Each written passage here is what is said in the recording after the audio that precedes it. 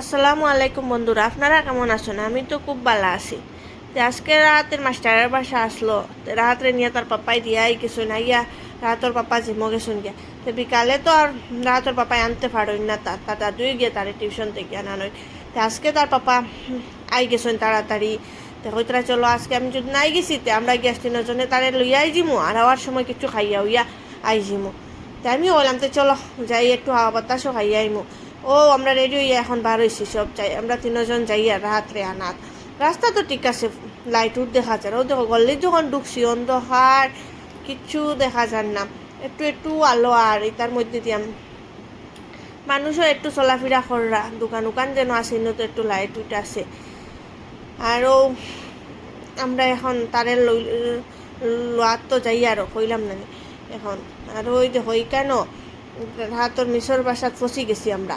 ও আমি এখন যাই, রাহাতর পাপা এখান দাঁড়াই থাকছো না, আমি যাই আর মিশর গড় তারা হাতরে লোয়ার লাগিয়া। ও তারে লইয়া আর ওই দেখো তারে লইলেছি লইয়া আর আইছি। আর রাহাতর পাপা বইয়া বাসাইতে আমরা বই না খানি। ওই দেখো আমরা এখন আই গেছি, আইয়া মিষ্টি দোকানে ঢুকিয়া মিষ্টি খাইয়া রাহাতে কইতরা পুরি পরোটা আর ঘুগনি খাইতা। তো তার লাগে পরোটা ঘুগনি আয়া তোর লাগিন লোয়া হয়েছে। খাইয়া দিয়া খালি রোয়ানা দিছি গরু আওয়ার লাগিন, যে যাম রে বাবা, কালকে দেখা হইব। আসসালামু আলাইকুম।